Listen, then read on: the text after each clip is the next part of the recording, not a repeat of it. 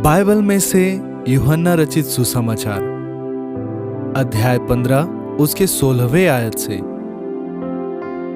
प्रभु यीशु मसीह ने कहा, तुमने मुझे नहीं चुना, परंतु मैंने तुम्हें चुना है और तुम्हें नियुक्त किया कि तुम जाकर फल लाओ और तुम्हारा फल बना रहे, कि तुम मेरे नाम से जो कुछ पिता से मांगो वह तुम्हें दे। हम एक छोटी सी कहानी के माध्यम से आप सबों को इन आयतों को समझाना चाहते हैं कि प्रभु यीशु मसीह सच में इन वचनों से आपसे क्या कहना चाहते हैं। इस कहानी में हमारे मुख्य किरदार हैं एक पास्टर और एक बहन जिसका नाम है रीना, जो कि नई विश्वासी है। रविवार की सुबह चर्च के बाहर ये दोनों एक दूसरे से मिलते हैं और इनके बीच में क्या बातें होती है, आइए हम इस छोटी सी कहानी के माध्यम से इन वचनों को समझने की कोशिश करें। रीना बहन रविवार की सुबह चर्च के बाहर, रीना बहन अपने हाथों में एक बड़ी टोकरी लेकर चर्च पहुंचती है। टोकरी में सेब, केले, आम और अंगूर भरे हुए हैं। पास्टर जी मुस्कुराकर उससे मिलते हैं। जय मसीह की रीना बहन। जय मसीह की पास्टर जी। आज तो आप बहुत सारे फल लेकर आई हैं। जी हाँ पास्टर जी, मैं प्रभु की आज्ञा मानकर यह फल लेकर आई हूँ। अच्छा, प्रभु की आज्ञा? कौन सी आज्ञा? पास्टर जी, मैंने कल बाइबल में पढ़ा, प्रभु यीशु ने कहा, तुम जाओ और फल लाओ और तुम्हारा फल बना रहे। इसलिए मैं सोच रही थी कि प्रभु को तो फल पसंद है, इसलिए मैं चर्च में फल लाई। रीना बहन की इन बातों को सुनने के बाद पास्टर जी मुस्कुरा पड़े। बहन, आपका उत्साह बहुत अच्छा है, लेकिन प्रभु यीशु मसीह इस वचन में सेब, आम, केले, इन सब फलों की बातें नहीं कर रहे थे बहन। तो फिर प्रभु किस फल की बात कर रहे थे? बहन, प्रभु हमारे जीवन में दिखाई देने वाले आत्मिक फलों की बातें कर रहे थे। आत्मिक फल? वह क्या होता है?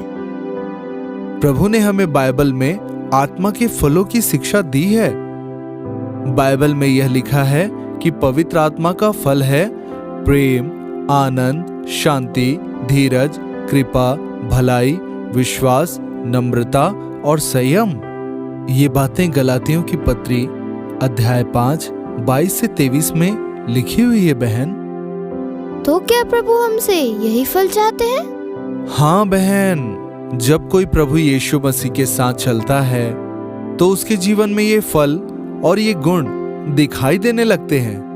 पास्टर जी, लेकिन मैं यह फल कैसे ला सकती हूँ? देखिए बहन, जब कोई आपको बुरा कहे और फिर भी आप प्रेम से उत्तर दें तो यह प्रेम का फल है। और आनंद का फल? जब आपकी परिस्थितियां कठिन हो फिर भी आप प्रभु पर भरोसा रखते हैं और खुश रहते हैं तो ये आनंद का फल है। और शांति का फल?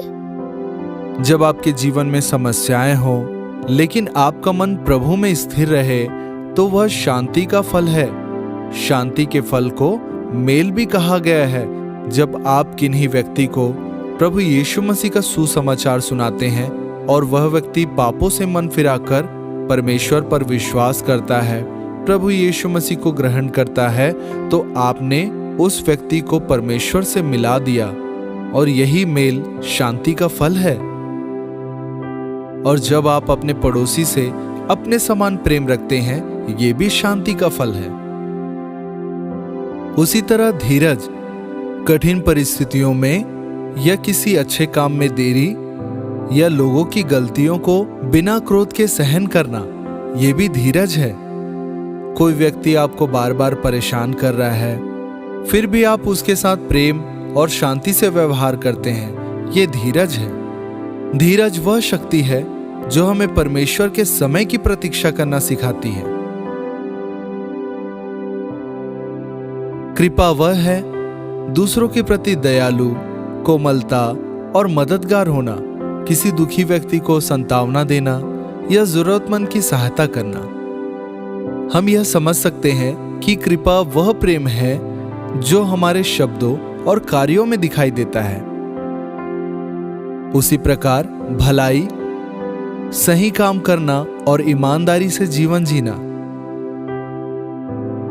कोई नहीं देख रहा हो तो भी हम भलाई करें, अपने बढ़ाई के लिए नहीं। हम सच बोलें, हम सही काम करें। भलाई वह है जब हम परमेश्वर को प्रसन्न करने के लिए सही मार्ग चुनते हैं। ये भी भलाई का फल है। जैसे उत्पत्ति में परमेश्वर कैन से कहता है जब उसकी भेंट ग्रहण नहीं होती कि यदि तू भला करता कैन, तो क्या तेरी भेंट ग्रहण नहीं होती। इसलिए परमेश्वर एक भले व्यक्ति को चुनता है, उसे स्वीकार करता है, फिर उसकी भेंटों को स्वीकार करता है। उसी तरह विश्वास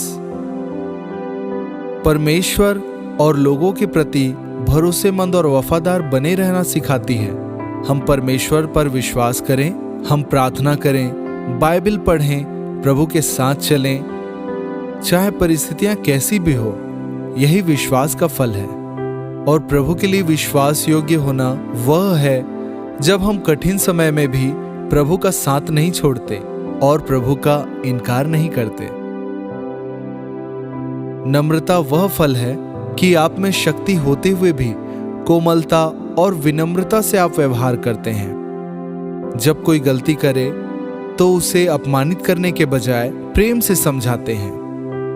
नम्रता कोई कमजोरी नहीं बल्कि आत्मनियंत्रण की शक्ति है। उसी प्रकार संयम अपने विचारों, अपने शब्दों और अपनी इच्छाओं पर नियंत्रण रखना संयम है। क्रोध आने पर भी गलत शब्द ना बोलना, गालियां ना देना या प्रलोभन आने पर भी पाप से दूर रहना, यह संयम है। संयम वह क्षमता है जो हमें सही काम चुनने के लिए मदद करती है, चाहे हमारा मन चाहे या ना चाहे। बहन, आत्मा का फल पेड़ पर नहीं उगता, यह हृदय में उगता है। जब कोई विश्वासी प्रभु यीशु मसीह के साथ चलता है तब उसके जीवन में प्रेम, आनंद, शांति, धीरज, कृपा, भलाई, विश्वास, नम्रता और संयम दिखाई देने लगते हैं। यही वो फल है जो लोगों को मसीह की ओर आकर्षित करता है। प्रभु ने कहा कि यह फल बना रहे, इसका क्या अर्थ है पास्टर जी? बहन, इसका अर्थ है ये गुण, ये फल आज और कल और परसों या केवल 1 या 2 दिन के लिए नहीं बल्कि जीवन भर आप में दिखाई देने चाहिए। और यह कैसे होगा?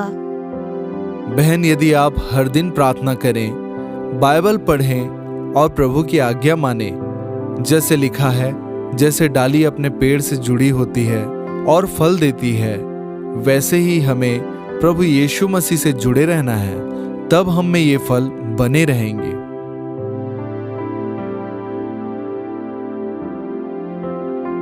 अब मैं समझ गई पास्टर जी।